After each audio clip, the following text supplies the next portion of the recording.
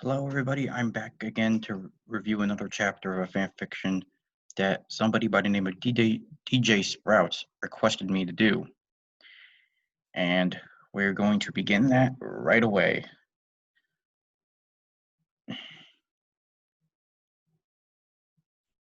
Oh, and ignore this. Ignore this how to throw a punch. I'm actually using this for like another fan fiction I'm working on right now. So we're just going to do because he wanted me to, DJ Sprouts wanted me to do the second chapter of his fanfiction, Blood Spangled Mirror, not Manor. I don't know why I thought it was Manor. I just sometimes fuck up words like that. But anyway, let's get to chapter 2, but not for one. Okay. Just as Luna went outside the door, she lit up straight away at the sight of both her parents. Lynn Sr., who was a middle-aged balding man that was also an aspiring cook, and Rita Loud, the matriarch of the family, as well as an aspiring author who has blonde hair and goes around with red long-sleeve T-shirts. But then Luna glowered a bit upon noticing three other siblings step out of the van, and those three were a pair of blonde-haired twins who contrasted in personality completely, with one being a grease monkey mechanic and the other being a prissy pageant queen, but both only at 6 years old. Then there was the 14-year-old comedian wannabe Luann, the arguably most infamous of the Louds. I'd say that's probably Lynn, but whatever. With the with her dreadful puns. I like puns. I think they're funny. And her incessant prank fests. Oh, her prank fests. You see, every April Fool's, Luann loves to go all out for the event's namesake, and this usually results in everyone hiding from Luann in Lisa's bunker whenever the occasion arises. That's whenever it doesn't have a line there, a dash. Although sometimes not even that's enough to stop Luann's prankathon. Luann also owns her own business labeled Funny Business Inc. And as you may be able to imagine, it's all about performing all sorts of overused comedic theatrics and being entertaining at birthdays. It is also because she has this business that she wears I'm sorry, I got distracted. That she wears a yellow plaid square skirt, a white singlet accompanied with a comedic squirt flower, which is also decorated onto her black leather covered shoes. All around a pretty obnoxious outfit for a pretty obnoxious character. Oh, tell us how you really feel, buddy. You know, Dad, you sure know how to fry up the competition with that fish stick of yours. Get it? The punny sister joked. To which, and this is still a mystery to the other Louds, but their dad likes her Jimmy Fallon wannabe jokes. I have never seen Jimmy Fallon, so I can't really say if that's true or not. Though upon further reflection, it actually makes sense. Luann's dad jokes entertain the dad so much. Yep, another golden nugget of comedy from Luann. Why can't the rest of you be more upbeat like her? The father questioned somewhat jokingly. Yeah, it's so funny, Dad, a tomboyish twin replied through gritted teeth. Uh, Dad, this family is barely in balance as it is, and to throw in another Luann, do you want a black hole on your hands? A prissy pink twin added angrily. Why is everyone so mean to each other? What the hell is going on? It's what the hell is going on? I don't. Oh my God.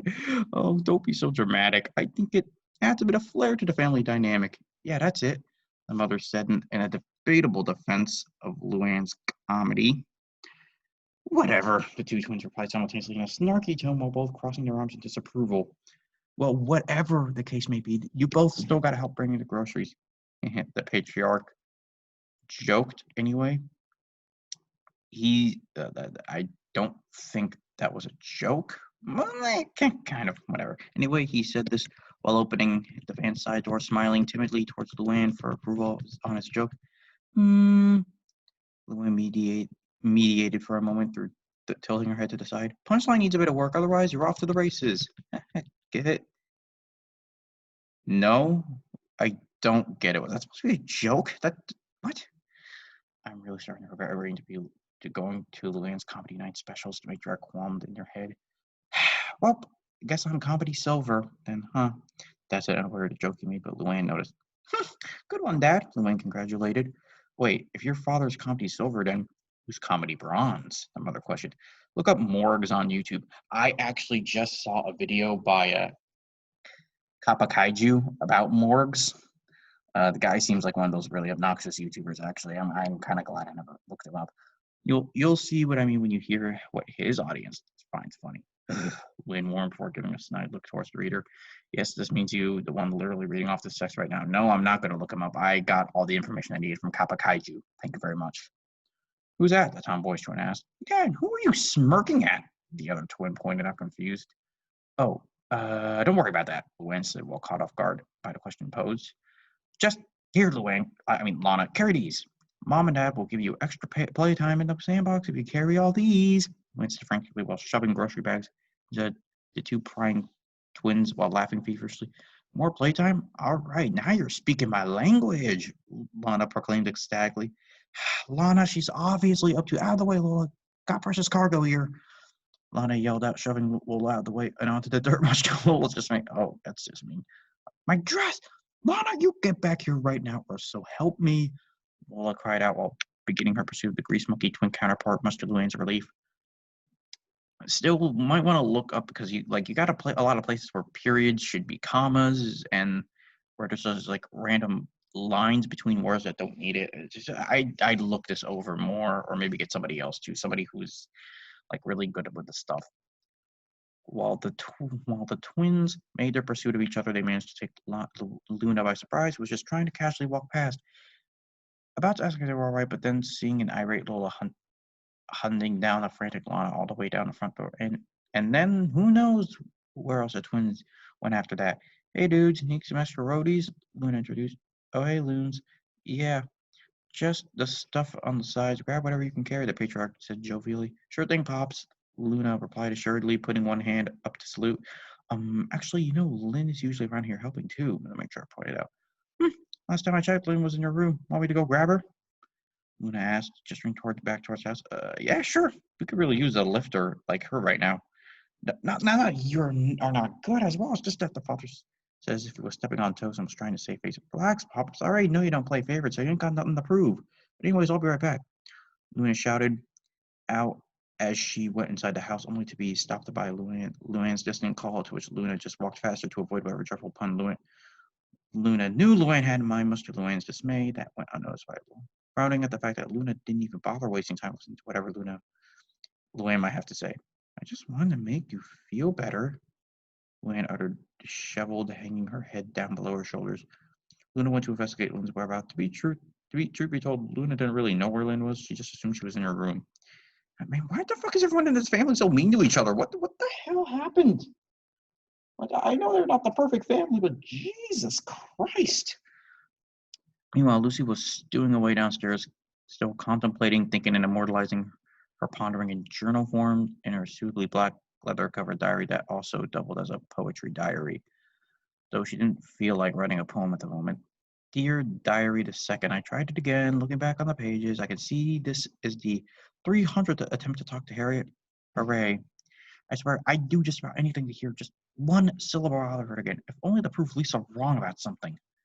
Lucy wrote, pressing down on the paper more and more until she felt the paper ripping under her harsh pen stroke. She took a deep sigh before continuing. Lisa's staunching me again. I could feel it through the vibrations in the air, and her talking about me upstairs again. Oh, look at you, sitting alone and a failure yet again. Why am I not surprised? Sorry, that wasn't her. Why am I not surprised? Oh, no, that was her actually. Fuck. Why am I not surprised? I still hate that she ruined my first diary, that I am yet to properly bury the leftovers of. While I'm on that note still, she wasn't even the one to give me my second diary that I'm writing in currently. No, that was Lenny, bless her soul. But all those good memories, poems, Greta, all gone. And Lisa didn't even apologize for it at first. Actually, I still think she hasn't given me a proper apology yet, or maybe she has, but it was so pathetic that I actually forgot about it since it carried that little sincerity. I'll never forget that flippant shrug she gave when she spilled all that acid on top of it. She was like, oh, whoops, sorry, Luna. You can just get another one, right? Can't just buy memories back, jerk. But anyway, doesn't matter now. I just hope Lisa doesn't ruin this one too, though I feel like she's already ruined someone else's day since I could literally smell the death coming from her room. Something tells me I have to do another service tomorrow. Oh, Luna, also causes a stir upstairs, I think. I'm pretty sure she said the F word too. I'd only go as far as to say, God damn it. Anything more is just barbaric and unnecessary. But seances are fine then, whatever. But I'd be lying and saying that hearing Lisa get put on blast like that didn't bring a smile to my face. Still does, just thinking about it. Lucy then heard Lisa coming down the stairs with an annoyed look. Oh, speaking of which, here she comes now. Wonder how she'll belittle me this time. Lucy broke down and she shuffled herself into an obscure corner right next to the opening of the sitting room floor on the right. Hiding her face behind her journal in hopes of looking like she was busy, she discovered Lisa shuffled her way downstairs, looking through the sitting room, and peered down the dark and empty dining room with all the chairs tucked in, except for one that's pulled out a bit, so it's still vacant. Upon seeing the room dark, unlike all the other rooms, a smirk fell on her lips as she thought Luna's little clapping trick had reached its limits. And this time, Lisa's EMP theory was indeed correct, at least a teeny bit. She made her way to the light switch to confirm that it was on or off. Sadly, though, Lisa whispered, Oh, wait, the switch is just off, but maybe flicking the light switch only have the dining room be reborn with a new light despite the EMP wave, much to Lisa's disappointment. Darn it! Lisa muttered, Lucy noting that Lisa was nearby. Let a cheeky grin grow as a devious idea came to light, but a simple but effective one. Lisa put one foot out just enough not to be obvious, but enough to quench her thirst for vengeance. Sure enough, Lisa walked right on by around the corner, only to be taken by surprise by an unknown object tripping her up. Gah, Lisa yelped, collapsing onto the rough dining carpet, her glasses flying off and hitting the kitchen floor, cracking her left eyeglass even more, while Lucy dryly giggling to herself off to the side. Why does she still have her broken glasses on? As somebody who wears glasses, that's not good. And also, fuck Lisa, so I wish she had hit her head on the fucking leg of the table. I swear, if I find that it's one of Lana's toys again, I'm gonna give them. Oh, Lisa started before she turned her gaze to where she had tripped and found Lucy giggling in her usual sarcastic and dry manner. In fact, Lucy actually had never made an authentic laugh. Well, ever. It always seems like it's always been this weird, dry, sarcastic thing she does, and no matter how hard you try and entertain her, the end result is always a strange intolerance to expressing true, authentic laughter in any capacity. Salutations to you as well, Lucy. Lisa stopped, picking up and dusting off her glasses, readjusting them to her face neatly. Hi, Lisa. Lucy spoke softly while giving a slight grin. You seem to be enjoying yourself down there, aren't you, Lucy? Quite so. What of it? Lucy replied, her eyes locked into her diary pages, though not really absorbing any of the words on the pages.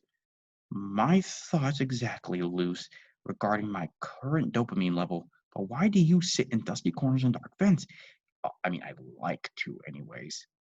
Don't you know how many germs and dust cells call home here there? I'm surprised you haven't gotten an infection every time you've gone up them. Lisa inquired with a raised eyebrow. Because it keeps geeks like you away from me. Now, I don't want to be lectured about how great and important your work is, Lucy spat back with a small glower. To each their own, I suppose. Anyway, I came down here to fix myself up a special order, as Lincoln calls it.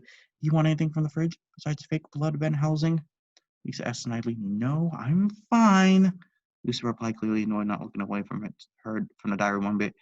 And stop mixing up Van Helsing with vampires. He hunts them, not is one. Lisa replied, agitated, turning away from her diary to adjust Lisa before turning back away from her gaze. I know.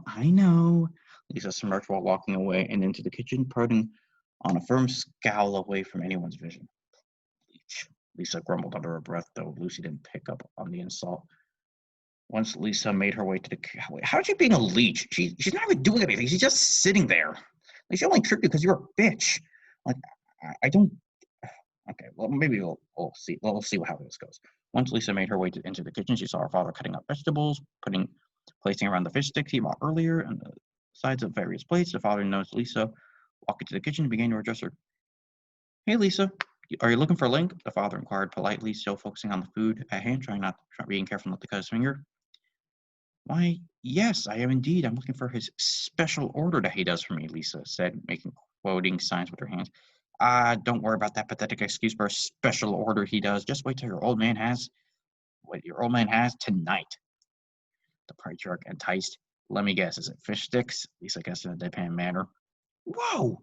How'd you know? The father asked, genuinely dumbfounded at how Lisa figured out what really had planned. Jesus Christ, this family is so fucked up. Well, considering how there are fish sticks on those plates there, Lisa said, pointing at the other dinner plates scattered all around about the kitchen surfaces. as well as this graph that I created stating all the foods that we have every day of every night, Lisa added while pulling out a graph from her pants, catching the father's eye, pulling him away from the uncut food on the still cutting board. So let's just say that the answer of what dinner we are having wasn't as ambiguous as how many holes there are in a straw. Oh, and by the way, it's one. Says flatly. Okay, then. I guess I am getting stale with these meals, huh? Tell you what, tomorrow I'll swap around whatever we usually have for lasagna, just for you. How's that sound? Patriarch spoke with getting back to cutting the vegetables. Well, I'll give you 1 point, Dad. Swapping around food selections is quite groundbreaking for you, Lisa said sarcastically. I know, right? It's like I'm reinventing the menu, the patriarch affirmed excitedly. Dad, I didn't mean... Whatever. It's a start, at least. Lisa said, folding her arms to disappoint her father didn't catch on her sarcasm. Aw, thanks, sweetie. Now why don't you go tell everyone that dinner is ready? Ouch! The chef in the making cried out while clutching her tightly. Fluffy fat white fluffy rabbits! Fuck! The father whimpered out, trying desperately not to swear. You could swear. I mean, you cut yourself. You could swear if you want. Man, that hurts. Rita, honey, I made an owie. Owie. The self-proclaimed chef cried out in hopes of sympathy, to which he turned to Lisa, who bore an unimpressed face, staring enemies at her father's anguish. Could you get your mother for me? Lisa's dad pleaded, to which Lisa let out a large groan. Oh, yeah, helping out your father sounds like a real chore, Lisa. God. Mom, Lisa cried out. Did your father cut his finger again? Rita yelled out, sounding unfazed by what she assumed to be her husband's antics. Yes, Lisa replied flatly as an audible sigh could be heard from upstairs from Rita. All right, Lynn, honey, don't panic. I'll be right there in a pinch. Rita relayed back, blessed Lynn Sr.'s comfort. Thanks, sweetie. And Sr. thanked Lisa in a grateful tone. Anytime, but not really. Please, Lisa welcomed. Oh, don't worry. This happens only, once every 3-ish months? Anyway, tell everyone to come down to dinner already. Dinner's going to be ready in 15 minutes. I was going to say 10 minutes, but, well, this whole kerfuffle happened. And Senior explained, presenting his injury without issue.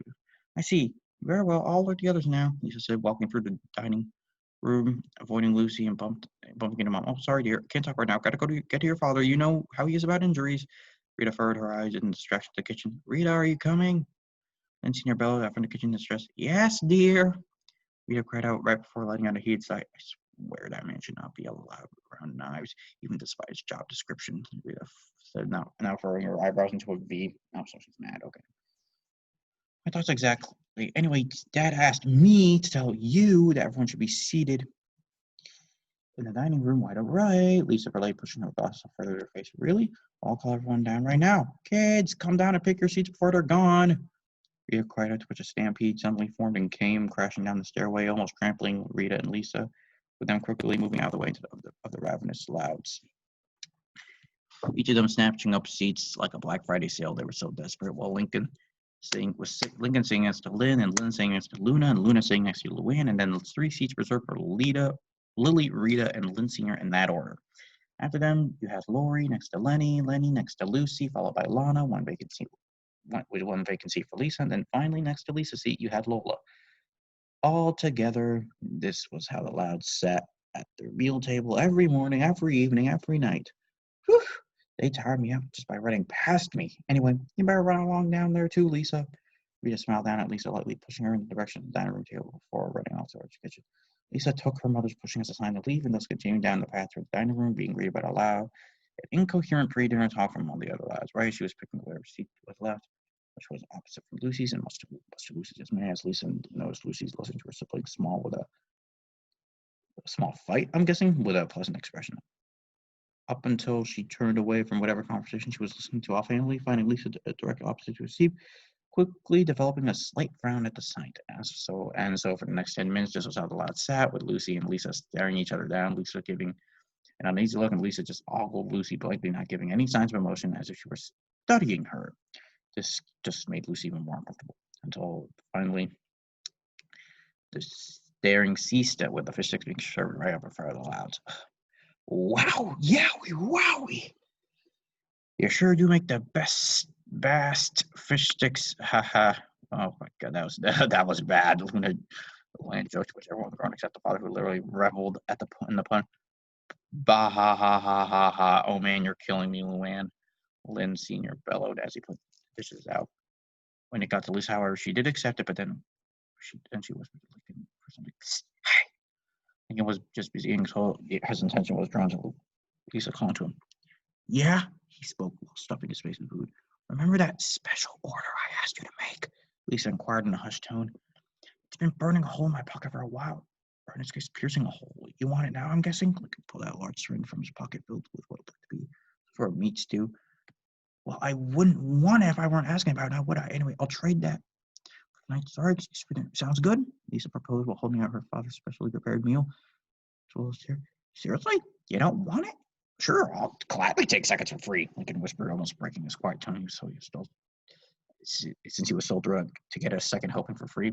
Much appreciated, dear resourceful brother. Wow, that was actually the nicest thing she said in this entire thing. That's amazing. Lisa thanked us. She exchanged her dinner plate with the food servants respectively. All the food was placed in goods exchanged. The patriarch sat down with his wife and began to enjoy the fruits of his labor. The room was filled with sounds of clattering cutlery against food and plates, everyone giving each other sheepish smiles or forlorn stares. Everyone was pretty unsure what to say, since breaking the dinner time has been very difficult for the siblings alone. As of late, Rita, knowing this breaks the ice. Breaks said ice. Lynn would have said something before Rita, but she didn't have the guts to put her thoughts into words. So, Lola, why don't you go first? What did you do today? Rita asked politely, and a bit on edge due to the nervous atmosphere. Finally, someone who isn't boring gets to take the spotlight for once, Lola proclaimed while standing on top of her chair. Boo! Lana yelled out. Shut up, Lana. You get your turn when I'm done. Capiche? Lola spat. Whatever. Lola groaned while rolling her eyes unintimidated. Anyways, I pulled out all the stop on the Royal Woods, or in the Royal Woods Sundance pageant auditions. I could have sworn I saw myself in one judge's eyes as I did my little ribbon gig. I was so glamorous. Lola explained, doing little twirls on the spot to emphasize the glamorous and Sundance pageant parts. Of course, you could probably imagine that the other contestants were a tad jealous. I swear you should have seen the look on one of the girls' faces when I got tens across the board. Lola got out before getting into a small laughing fit. Yawn, boring, Lana declared while getting up from her chair as well, onto her chair as well. Hey, you sit back down, Lily. I was just getting to the. Oh, I think we're done here, aren't we? Lana said while looking around the other lots, seeing that the others were looking around blankly as they let out tired yawns, while some people being on their phones and even the parents giving vague shrugs and sheepish smiles at the twins, while Lincoln was even found snoring until Lynn slapped the back of his head firmly. Well, I'm awake, Miss Johnson. Blabbered out in a frenzied state. Roll call Stinkin. Roll call Stinkin. Oh, that's so bad, Lynn joked, to which he drew a confused blank expression towards Lynn. That means welcome back, Lynn explained. Lincoln took a moment to look around the room, and vision so a bit hazy, but a Parker. Oh, people have absolutely no class. Lola declared before sitting down, her arms crossed with a pouty face. What about you, Luna? You turn out any tunes you'd like to talk about? Lola's story really got me in the mood for something more stimulating. Lynn Senior pried to him, which Lola growled about loudly. Come on, now's your chance to get something in. All you have to do is just open your trap before. And self-motivational help was cut short by Luna breaking the ice. Well, dude, not really. I ain't got much on my plate right now, but I'd say Lisa has a lot to talk about, don't you? Luna spoke sharply, slowly turning to Lisa. Never mind, Lynn thought to herself, slumping down to the bottom of her seat in defeat. Yeah, that's very out of character. Either you tell them or I do it. But be warned, I'll know if you miss out on details. Luna whispered towards Lisa. Damn you, Lisa muttered before laying down a deep sigh finally started. All right, since it's pointless to leave out details, I'd just like to say the whole thing. I did run another test without permission. Oh boy, this should be interesting, Lucy thought to herself, silently absorbing every word intensely. And, Luna added, I also used Lily as a helper who allegedly was almost horribly disfigured. Lisa stayed coldly, making the other lads turn their heads in surprise as well as anger towards Lisa's callous attitude. Allegedly? Seriously? What part of all that was up to interpretation? Luna snapped angrily at Lisa. You did another one? I thought we told you when we told you when enough was enough. You need to work on that sentence. Luann exclaimed surprisedly. while also feeling slightly betrayed. You almost killed Lily? How? The father asked, concerned, along with Rita. Though she didn't say anything yet, she expressed as much distress as Lynn Sr. I can explain the mystery. Basically, my device was a mind projector, and Lily was supposed to film the test results. We had actually done this experiment multiple times before the one you saw, Luna. Lisa further elaborated. You did this experiment with Lily multiple times? Lori bellowed out furiously. Yes, and they all went the same, without explosions, just meltdowns from the server. I thought it wouldn't turn out so awry this time since I thought I had recorded all the variables involved. Turns out I was very wrong, it seems. Well, no shit, Sherlock, Luna grumbled furiously. Hey, this could have been prevented if I had just gotten a little help for a change. Lisa shot back, hearing Lucy's grumbling. But what happened upstairs wouldn't have happened if you took our advice at the very least tone the danger level down, Luna retaliated. Oh, don't be ridiculous. That's like telling a researcher to keep their sample size for a political survey as small as possible. Is it? How are they supposed to get an accurate estimate when they just ask their neighbors? Lisa argued. But that's for a lab lease. This is a house, and a shitty one at that, Lynn inputted. Only because you didn't give me the time of day for it to become one, Lisa damn near screamed out while standing on top of her chair in proclamation. That's enough. Out of all you. Also, Lynn, language, Rita yelled out, to which all the yelling and arguing stopped and Lisa sitting back down. Okay. Clearly, several boundaries have been crossed while we were gone and then some. So it seems like we're going to have to enforce even more provisions for you than Lori already forced on you. Since it looks like you just don't know when to stop and reconsider, let me give you this one last chance. If we hear about any other things like this happening after this morning, you will officially not be allowed to perform scientific experiments in this household indefinitely, Rita stated. What? That's preposterous, Lisa proclaimed, standing back up on her chair. Wait, Mom, isn't that a bit overkill? I mean, indefinitely is like a long time, I think. Lisa sympathized while raising her hand up as if it were a classroom. Well, sweetie, it sure is. And sometimes you just gotta lay down the law like that in order for tranquility to be achieved, Rita exclaimed bleakly. Oh, I guess that makes sense, Lisa replied, sounding satisfied. However, what happened next was something that no one could have guessed could have happened the way it did, and upon further reflections of a future past, this would mark the beginning of the great downward spiral. As Lisa's patience and tact had finally worn off after constantly being beaten down and told she was not allowed to pursue her passions. That wasn't being beaten down, or is that just Lisa's interpretation? If it's Lisa's interpretation, then fine. Simply out of paranoia and spite from the Louds and Lisa's eyes. Yep, okay, so never mind about that almost criticism, as well as making exceptions for everyone else except her. You know what? Lenny is actually right about something for once, Lisa snapped, bringing everyone's attention towards the vitriolic Lisa. What's that supposed to mean? Lori and Lenny said at the same time, but Lori acted Lori acted in an offended manner, bearing a V-shaped scowl on her brows, while Lenny was just confused and bewildered. Shut up! Lisa barked violently, silencing the normally fiery and passionate older sister, promptly metaphorically defanging their nerve altogether, resulting in the rest of the Louds quickly following suit. With everyone's idea of objecting to letting Lisa's rant continue being completely vetoed by Lisa silencing the most volatile Loud in just two spiteful words, just gawking at Lisa intently, waiting for what could be the worth that kind of outburst. Hey, don't talk to your siblings like that, Lynn Sr. protested. Or what, Dad? Or what? Lisa shot back, much to the patriarch's surprise. The father paused to rack his brain a bit for a good punishment until he remembered a special request he made for Lisa. Or you could forget about that lasagna. Yeah, Lynn Sr. threatened. Really? Fine, do it. I don't care. Because you want to know something? What? Lynn Sr. replied nervously about what she might say next. You know that special order I asked about? Well, yeah, that's this thing. Lisa then pulled out a dried meat soup syringe. A syringe? Lynn Sr. inquired, confused. You taking crack, Lisa? You're only 4.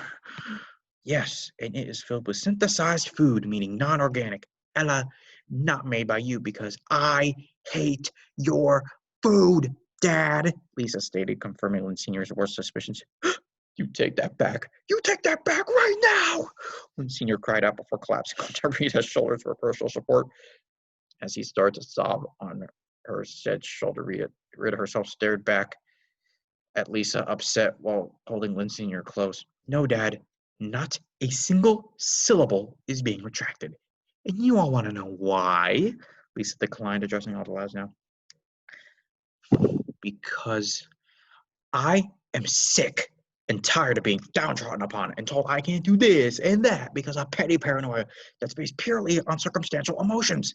Lisa paused for a second, taking 3 deep breaths from that outburst of unplanned verbal fury, taking this time to look around at the gobsmacked expressions plastered on everyone else except Rita, who just looked slightly offended with her arms crossed and a slight scowl present. After Lisa took her small break in, she then started back up again. Because it is a bit much to do this to me.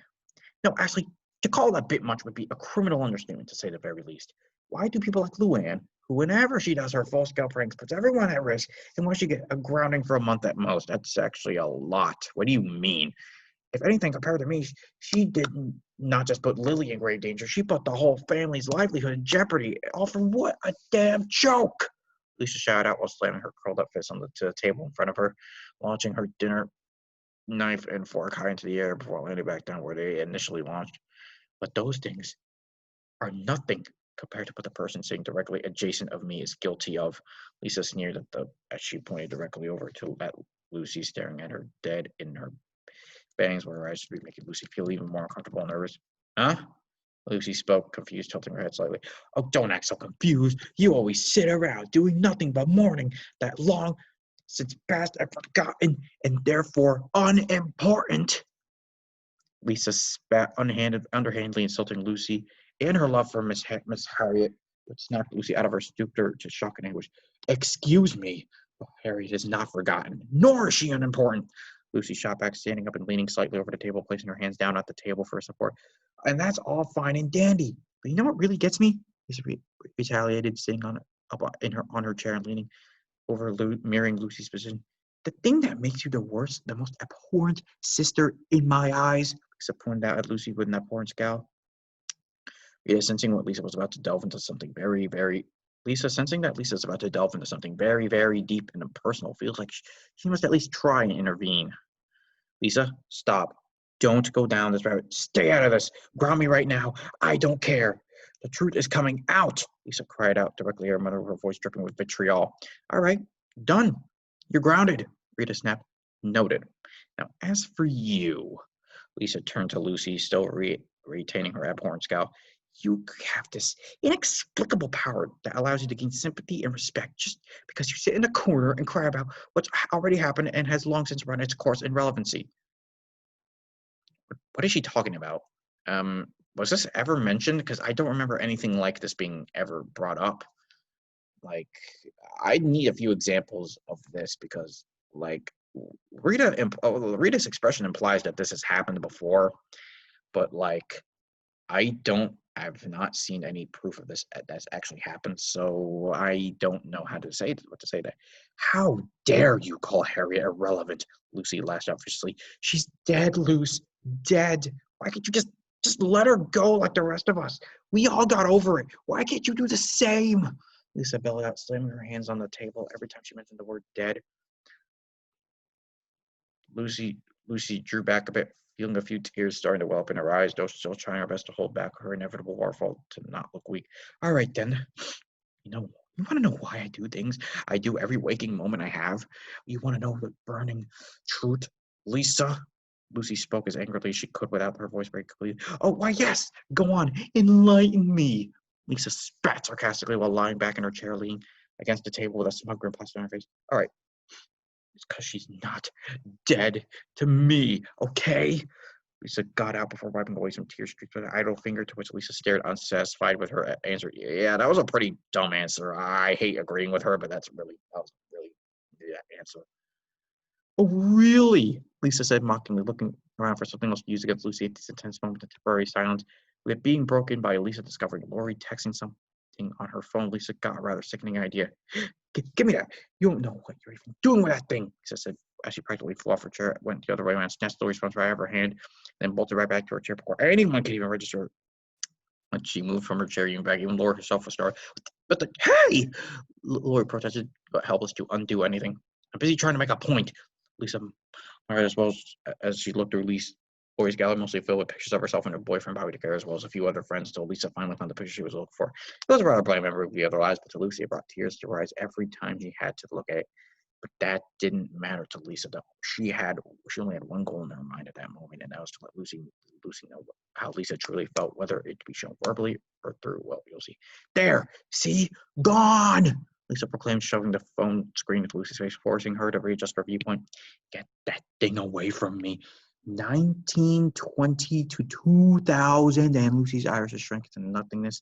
Almost immediately, Lucy ripped herself away from the tragic sight as if it was instinctual to be that repulsed by what Lisa showed. Feeling large breast streaks from her nose and eyes coming out of both force like tears. Look at it!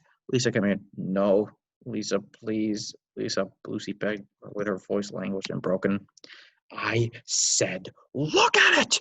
Lisa commanded yet again, but this time more angry. Lisa, please stop showing me that. Lucy pleaded with her voice cracking up. Look, just accept it already. Why are you making this? Why must you make this so needlessly difficult? Lisa cried out. But oh wait, I know why, because I know what you really are. And you want to know what that is? Lisa said as she carelessly tossed Leroy's phone back, much for enjoyment. What? Lucy spoke weakly. I'll tell you what you are. You are, by the textbook definition, and I quote, R.A. Lisa then leaned over the table close towards Lucy. Spineless, Lisa then moved closer to Lucy. Worthless, closer. Big and black, and closer. Parasitic, then a bit more, going across the table to confront her. Family dividing, a tad bit more. Leech, and then finally she was right in front of her face, screaming in her ear ferociously so much that Lucy felt her ears ring a bit. And that is all you have ever been for the past year and a half, Lisa said after she scurried off back to her original seat. I rest my damn case. I'm finished now, if you all couldn't tell. Said. After that, Lucy looked around a bit, only to find out all the lads were both absolutely horrified as well as gobsmacked, just staring at Lisa with God only knows what might be rummaging around their heads. But not a single person was paying attention to Lucy except for Lily, who looked very heartbroken at the sight of Lucy's distraught state, who at this point was about to completely break down to a number of things. Needless to say, Lucy did not feel comfortable sitting near the toxic bile incarnate that was Lisa Loud. As Lucy savagely threw herself away from the table and dashed up the stairs without a second thought, breaking down to depressive hysteria only halfway up the stairs. But regardless, Lucy kept running up until she slammed to her own room door, went inside, slammed that said door behind her. Whether or not somebody called out to her did not register. As at long last, Lucy, for what felt like the longest time, was free of the torment that was Lisa's beratement, while also noticing how scary she was when she wanted to be, even despite being a 4-year-old. It just makes you wonder how she will treat others around her when she gets older, especially Lucy. And poor Lucy indeed. There wasn't much she could do in her moment of solitude, though she could hear some arguing downstairs. Most of it was incoherent vibrations and the hints of syllables, except for one excerpt that stuck out like a sore thumb. One that completely took her attention away from the bawling of the carpet floor, like a guilty murderer, and right next to her bedside in a fetal position. Well, what is it? And on the carpet floor, she kept uttering the same mantra over and over, just so that she wouldn't start to believe the opposite. Parasite. I'm not worthless. I'm not a leech. I'm not parasite. I'm not a parasite. I'm not worthless. I'm not a leech. I'm not a parasite. I'm not worthless. I'm not a leech, and so on. However, those words, the way Lisa spat them with such confidence, how they scorched Lucy with such hate, such a pain that Lucy was strangely familiar with. The kind of pain that would make you feel if you were a comedian who always used to make people laugh, people smile, and in general make their lives bearable over time, or maybe even if you are really unlucky, you get tossed aside. You do still try your best, but as far as everyone was concerned, you do not exist. Your contributions are null and void, and what tools you provide are used, broken, forgotten, rediscovered, repeat. And that's what Lucy felt like when she had inflicted onto Lisa. Most certainly not on purpose. I don't get it. I don't get that at all. But if she were to react like that, then go on and say all the things she said about Lucy, it made her feel like that was the only answer. It just made sense to her. Huh? Hey, where'd Lucy go? She must have been really upset after all that. Must have?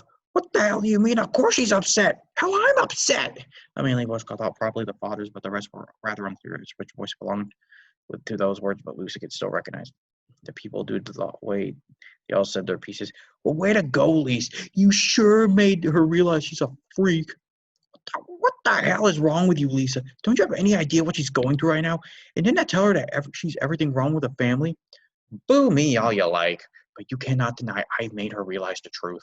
Whether you all actually perceive that in time is up for, well, time to decide. And that would be that she needs to just let go of Harriet already. It's simply not healthy for her to keep latched onto a dead loved one. It's self-destructive, and I hate seeing her using that said dead loved one as a way to defy any house rule and suck up any value away from my work. I need to remind you has saved you on multiple occasions. What? And none of this is making sense. I don't get it. All right, you do have a point there, at least. We have been a bit unreasonable, but let me just say this, dude. You're as cold as ice. You're as cold as ice. You're willing to sacrifice our love. Yeah, and you made Dad cry. That's like so mean. Lenny probably added, considering her blunt delivery. Oh, and by the way, Lisa, just so you know, in case you forget, you're grounded, like for an entire month, as per your request. All noted. They kept going after that, but Lucy didn't feel like hearing Lisa talking out of her ass for once. So Lucy, just to gather all the very last bits of her strength left over from after the elaboration from Lisa, and pulled herself up to sit up straight, only to find out a rather obtuse object was making it difficult to fully sit up comfortably. And investigating further, Lucy discovered it to be her phone. Huh. Wonder why I didn't use this before. Then she remembered what happened with Laurie's phone. Her pictures at the funeral for Harriet was already bad enough, but if Lisa got a hold of Lucy's gallery at the funeral, she wouldn't be able to handle it, and it'll probably just break down right at the dinner table. Weak and feeble for all to see, proving Lucy that Lucy lived off the sympathy of others. What? So looking back, Lucy was glad she had not discovered it earlier. Anyways, Lucy wanted to find some sort of distraction in this time of desperation in Lucy's mind. And as for Lucy, this was the paranormal encounters board on Reddit, where she would delve endlessly into different blogs on bizarre and wondrous spooky topics. Well, that was what Lucy would do when she wasn't completely depressed about Harriet and life in general, which was about 5% of her day was something completely, not just completely depressing or macabre. Well, the other 95%, well, you can use Occam's razor, can't you? I don't, what? Anyway, while she was scrolling through, she had an idea. If these people knew about ghosts and paranormal, so surely they could help Lucy out with her conjuration troubles. So she went on the filter search bar, typed in "I can't conjure my relatives." Lucy did admit it was a far-fetched idea, but it was the best one she had. Susan crossed her fingers and prayed to whatever god there might be that a solution was indeed within the fine print. Miraculously, there actually was a blog post, so it was rather old at 7 years, but that didn't stop her from investigating. Sure enough, this anonymous user had been experiencing the same problems as Lucy, with the conjuration having no effect on the world around her at all. So she just looked down at the comments and found one that piqued her eye. Maybe it's just not working because you need like a stronger spell book. Stronger spell books. Well, I only know 2 kinds of spells. The ones that my grandma passed down to me, and then the Forbidden Tome. Lucy recalled one specific book, though, one that Grandma always kept wrapped in a glass case locked away from the other shelves, the other miscellaneous items she had laid about. The book itself was the one encased in that glass case from Lucy's memory of her grandma. The very same golden spine, rough, coarse, mossy-looking skin, the 2 King James Bible thick tome. Grandma did always try to dissuade interest from the book, but once she asked about it one day, Gran specifically said to never use it unless you felt it was an absolute last resort, lest you suffer a terrible fate, a fate far worse than any human could ever dream of inflicting. Although surely a cursed book could not possibly hurt someone alone, and necessarily could it? Besides, anything to prove that the family that her grieving was not just for show was well worth any price in Lucy's opinion. However, the book itself may not even exist anymore, since once Harriet died, the house she lived in was shortly auctioned off, unceremoniously, mind you, by the Louds themselves. God, that's terrible. Fuck. However, she did recall seeing some of Harriet's older tomes lying around in the school library, so perhaps there was a chance. Whatever the case was, Lucy had to hit the books if she ever wanted to find out anything useful to her success as Harriet's true apprentice, after all. I'll show them. I'm not worthless, and I am not, nor will I ever be a leech. Lucy spat. She threw herself onto her coffin-themed bed, wistfully blocking out the annoying arguing for downstairs, safely stewing in her thoughts of self-loathing and maybe even vengeance as she kept thinking about the concept of So that was it. Um, it was shorter than the first one, so that's an improvement. And it got the point across very well, that Lisa is awful, and so is this family. Like, I don't get what the fuck is up with this family at all. Uh, and I don't get this whole problem with Lucy. It's like as far as I've read, she hasn't really done anything. Like, she said she's being a leech and like manipulating the family, but I'm not seeing that at all. She just looks like she's doing her normal shit, but like with a dead relative in mind. And like, she's like, what is she like? She's like a kid. Of course, she's gonna take it hard. Like, maybe it lasts a bit. It's lasted a bit longer than normal, but like, of course, she's gonna take it hard. It's like, but so, and like, yeah, there's still the same kind of some of the same grammar problems here. I'd look over that. Uh, I don't get the. You might want to show more examples of Lucy like manipulating the family because like Rita and I think a couple of the Louds clearly make it seem like this might be the case. And even Lucy kind of brings it up, like she thinks that she's doing it, but like I don't see what that is all about. And yeah, that's about it. So thanks, DJ Sprouts, once again for subscribing. I believe I can't actually see who my subscribers are for some reason. And thank you for requesting me to do chapter 1 and 2 of your fan fiction, and I wish you all the best in completing it. So I will see you all next time.